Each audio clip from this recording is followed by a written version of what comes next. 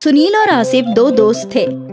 वो दोनों एक ही गांव में रहते थे और एक साथ बांस काटने जाया करते थे।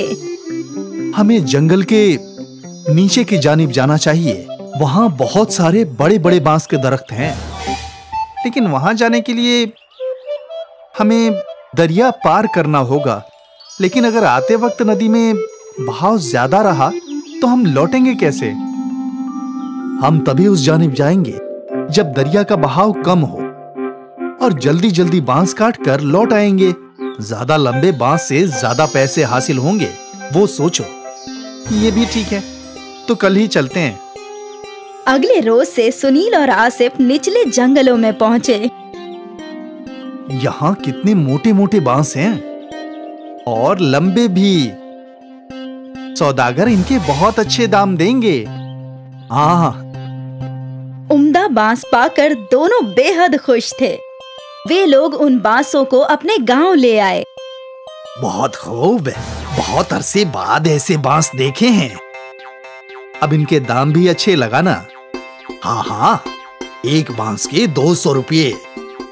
तुम दोनों 5 बांस लाए हो, इनके हुए 1000। 1000 पाकर दोनों बेहद खुश थे। वो पैसे दोनों ने आपस में बांट लिए। रोज छोटे छोटे बांस से सिर्फ 300 रुपये की कमाई होती थी, आज 500 रुपये की। अब तो हम जंगल के निचले हिस्से में ही जाया करेंगे। हाँ हाँ। उस रोज से वो दोनों दरिया पार करके ही बांस लाया करते थे और सौदागर भी उन्हें अच्छे पैसे दिया करता था। एक सुबह दोनों दोस्त जाने के लिए निकले। भाई, अम्मी ने फरमाया है कि बाजार से कुछ चावल और मसाले लाने हैं और मुझे पनीर भी लेना है। तो चल, कब्ल बाजार चलते हैं, फिर वहां से दरिया पार जाएंगे। हाँ, दोनों काम एक साथ हो जाएगा। दोनों बाजार पहुंचे और उन्हें जो जो सामान लेना था उन्होंने खरीद लिया। देख दोस्त, कितना ताजा पनीर मिला है। आज रात तो मेरी दावत है। मैं भी आऊंगा नोश फरमाने। आ ना, तुझे कभी मना किया है क्या? चल अब दरिया पार चलते हैं। बांस काटकर फरोख्त भी तो करना है। हाँ हाँ। और वो दोनों निचले जंगल की जानिब बढ़ गए। हमेशा की तरह उन दोनों ने दरिया पार किया और फिर जंगल में पहुंच गए और बांस काटने लगे। लेकिन यकायक बारिश शुरू हो गई। हमें घर लौटना चाहिए, दरिया में पानी बढ़ने लगेगा। हाँ, बस ये आखिरी बांस काट लेते हैं। हाँ। बारिश और तेज हो गई। कुछ ही देर में उनका बांस कट गया और वो लोग बांसों को इकट्ठा करके दरिया की जानिब बढ़ने लगे। लेकिन दरिया में तूफान था। दरिया में पानी बहुत ज्यादा है दोस्त। इतने उफान में दरिया पार करना वाजिब नहीं होगा। हाँ, हम कुछ देर जंगल में इंतजार करते हैं। हाँ, उस जानिब जो गुफा है वहीं इंतजार कर लेते हैं। दोनों गुफा की जानिब गए। गुफा में कब्ल ही कुछ सूखी लकड़ियां थी। इनको जला देता हूँ, थोड़ी गर्मी रहेगी। आसिफ ने जो सामान खरीदा था उसमें माचिस भी था। आसिफ ने उन सूखी लकड़ियों को आग लगा दी और दोनों दोस्त आग सेंकने लगे। बहुत भूख लगी है यार, मुझे भी। सुन, हम कुछ बना लेते हैं। वैसे भी थोड़ा बहुत राशन तो है ही हमारे पास, लेकिन हम बनाएंगे कैसे? हमारे पास बर्तन तो है नहीं। तभी आसिफ का तवज्जो बांस की जानिब गया। हमारे पास बांस तो है, बांस के अंदर खाना पका सकते हैं। कैसे? तुमने बांस बिरयानी नहीं सुनी? नहीं, बांस में बिरयानी भी बनती है, लेकिन हमारे पास गोश्त कहाँ है? गोश्त नहीं है तो क्या हुआ, हमारे पास पनीर तो है। पनीर बिरयानी बना लेते हैं। लेकिन कैसे? तू देखता जा। आसिफ ने 2 बांस के टुकड़े काटे और उसके पास जो चावल थे वो धो दिए। बांस में चावल, मसाले, पानी, नमक और पनीर डाल दिया। फिर बांस के एक जानिब दरख्त के पत्तों को भरकर बांस को बंद कर दिया और फिर उन सबको अच्छे से हिलाकर जलती हुई आग में रख दिया। अब बस 20 मिनट में हमारी बांस बिरयानी तैयार हो जाएगी। देखते हैं।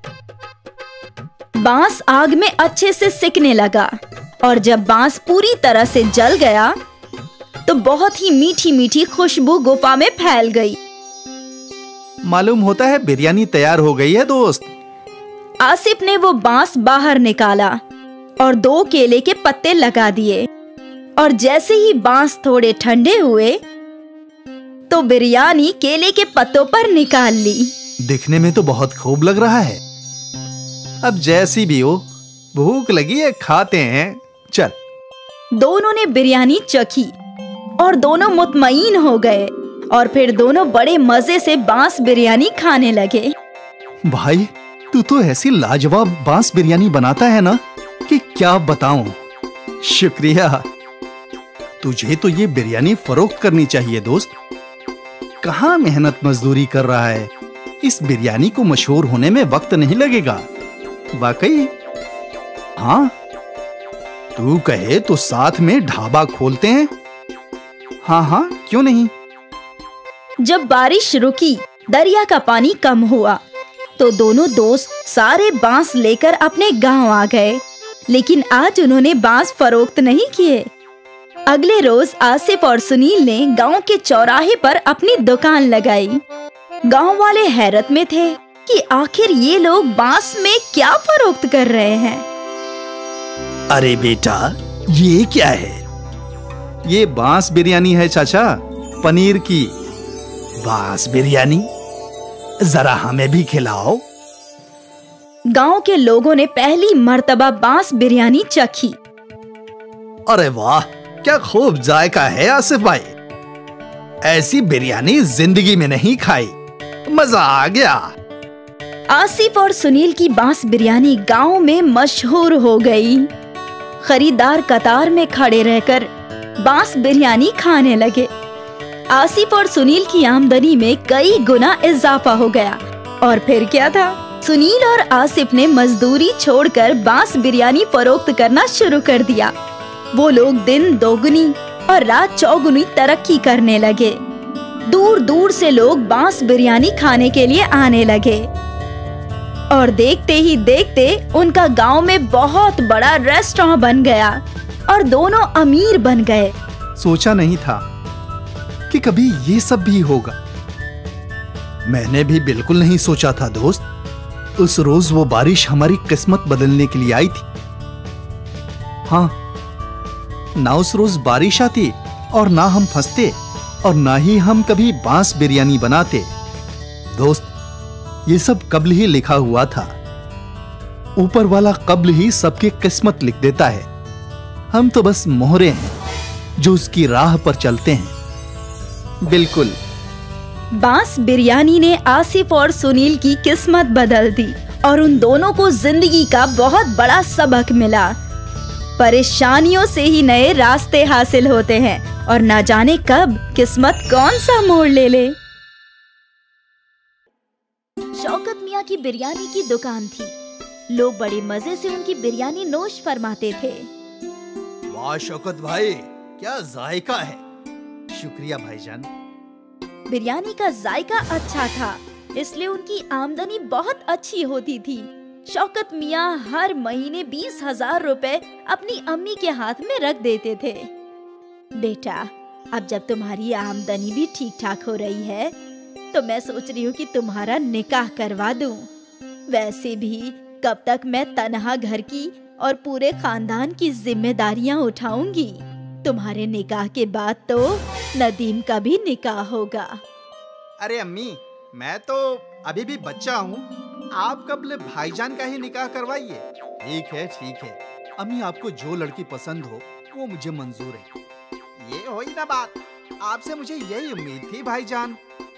शौकत की अम्मी ने उसके लिए एक लड़की तलाश ली। सना तालीम याफ्ता थी और खाना भी जायकेदार बनाती थी। कुछ माह बाद शौकत और सना का निकाह हो गया और फिर सना ने घर की सारी जिम्मेदारियां संभाल ली। बेटा, तुम्हारे हाथों के खाने का जायका ही अलग है। हाँ भाभी जान, लेकिन बिरयानी में भाईजान का कोई हाथ नहीं पकड़ सकता। हाँ वो तो है। अब उसका तो तब इल्म होगा जब मैं उनके हाथों की बिरयानी खाऊंगी। भाईजान, आज सबके लिए बिरयानी ले आना। ठीक है, ले आऊंगा। शौकत की बिरयानी मशहूर थी। जब भी वो बिरयानी बनाया करता था, बिरयानी की खुशबू आसपास फैल जाती थी और लोग खींचे चले आते थे। अरे भाई, बिरयानी तैयार है क्या? नहीं भाईजान, 10 मिनट और लगेगा। ठीक है, मैं यहीं खड़ा हूँ। खरीदार तो शौकत की बिरयानी का इंतजार किया करते थे। यहाँ तक सब कुछ दुरुस्त चल रहा था। ये अमजद मियाँ तो बैठे बिठाए मेरा कारोबार खा रहे हैं। मुझे कुछ तो करना ही होगा।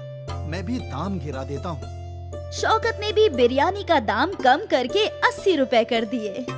रोज तो इसी दुकान से बिरयानी खाते हैं, चल आज उस नई दुकान से खाते हैं। ठीक है। कई खरीदार बस नया जायका चखने के लिए अमजद की दुकान में जाने लगे, लेकिन अमजद के हाथों में अलग ही जादू था।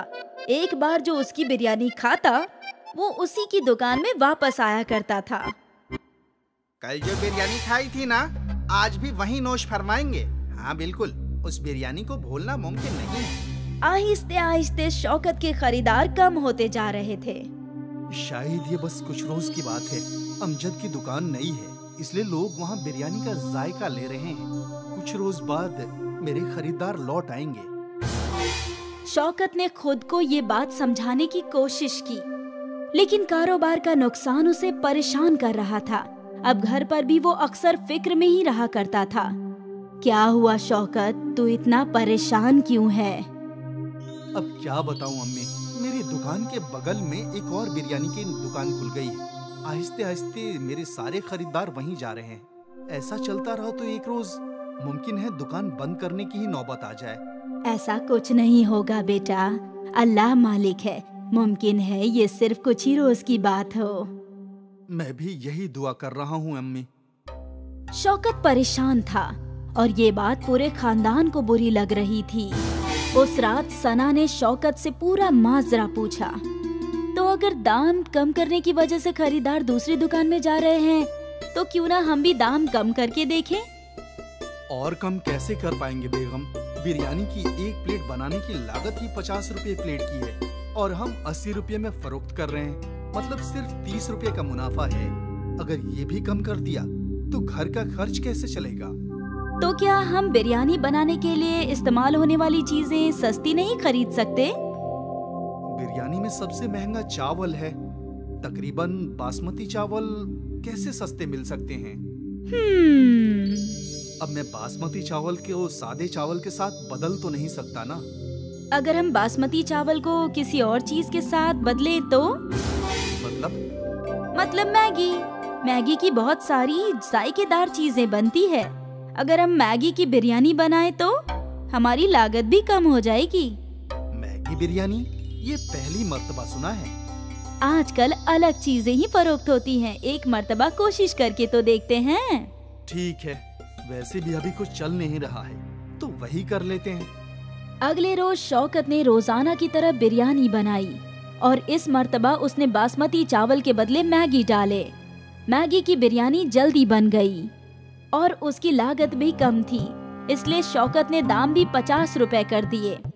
बाहर बड़ी सी तख्ती भी लगा दी, मैगी बिरयानी 50 रुपए। ये मैगी बिरयानी क्या होता है? मैगी का इल्म है और बिरयानी का भी इल्म है, लेकिन मैगी बिरयानी आज तक नहीं खाई। चल वही नोश फरमाते हैं। हाँ।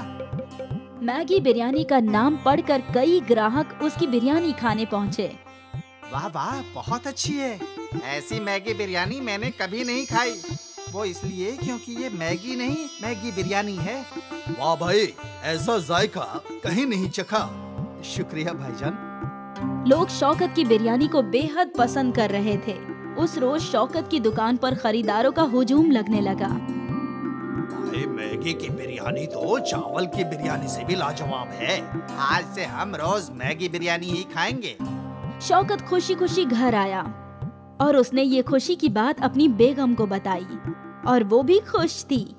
उस माह शौकत की बहुत अच्छी कमाई हुई थी। महीने के आखिर में शौकत ने अपनी अम्मी को 40,000 रुपए दिए। इतना? हाँ अम्मी, सना की मैगी बिरयानी की तरकीब काम कर गई। दुगनी आमदनी होने लगी है। एक मर्तबा फिर शौकत खुश रहने लगा। उसकी मुश्किलें हल हो गई क्योंकि उसकी आमदनी में इजाफा होने लगा। मैगी बिरयानी मशहूर हो गई। अब्दुल मियाँ के इंतकाल के बाद उनके तीनों बच्चे यतीम हो गए। अब उनके सर पर वालिद का साया नहीं था। अब क्या होगा? कैसे हमारा घर चलेगा? दो जवान बेटियों की शादी करनी है। या अल्लाह, कुछ तो रहम कर। अम्मी, अब हमें ही बाहर जाकर काम करना होगा। लेकिन तू क्या काम कर सकती है? मुझे तो बस एक ही काम अच्छे से आता है, खाना बनाना। क्यों ना हम एक बिरयानी सेंटर खोल ले? लेकिन उसमें तो बहुत पैसे लगेंगे आपा। पैसों की फिक्र मत करो, मेरे ये गहने कब काम आएंगे। और बस एक बार सब ठीक हो जाए तो तुम तीनों इसे मिलकर छुड़ा लेना। लेकिन अम्मी, अब्बा ने ये आपके लिए खरीदे थे। बेटा, मेरी पहली जिम्मेदारी तुम सब हो। जेवर का क्या है, वो तो वापस मिल ही जाएंगे। ठीक है। शिफा ने अपनी अम्मी के जेवर ले लिए और उन्हें गिरवी रखकर उसे 20,000 रुपए मिले। उन पैसों से उन लोगों ने एक छोटा सा ठेला खरीद लिया और तीनों भाई बहन मिलकर उस ठेले पर काम करने लगे। ले लो गर्मा गर्म बिरयानी, जायका ऐसा कि उंगलियां चाटते रह जाओगे। ले लो गर्मा गर्म बिरयानी। कई लोगों ने उनके ठेले की बिरयानी चखी और सभी को वो बिरयानी अच्छी लगी। वाह, क्या बिरयानी है! हमने कभी इतनी लजीज बिरयानी नहीं खाई। हाँ, बहुत अच्छी बिरयानी है। शुक्रिया भाईजान, ये हमारी अम्मी का नुस्खा है। हमारी अम्मी की स्पेशल बिरयानी बहुत अच्छी है। और देखते ही देखते उनका बिरयानी का ठेला चल पड़ा। अब लोगों की भीड़ लगने लगी। मुझे 2 बिरयानी पार्सल देना। ठीक है। मुझे भी दे दो। अब नदीम को लोगों को बुलाने की जरूरत नहीं थी। ठेले पर इतनी भीड़ रहती थी कि तीनों भाई बहन मिलकर ऑर्डर दिया करते थे।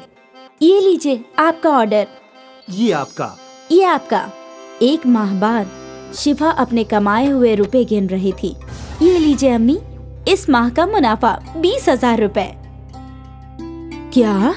आपने सही सुना, 20,000 रुपए। इतने सारे पैसे? हमारी बिरयानी लोगों को बहुत पसंद आती है। ग्राहकों की हमेशा भीड़ लगी रहती है अम्मी। या अल्लाह, तेरा लाख लाख शुक्रिया। तूने मेरे बच्चों को कामयाबी अता फरमाई। शुक्रिया। अम्मी, अगले माह ही आपके जेवर छुड़वा लेंगे हम, इंशाल्लाह। आज शिफा का खानदान बहुत खुश था। उनके अब्बा के इंतकाल के बाद पहली मर्तबा उनके घर में कुछ अच्छा हो रहा था।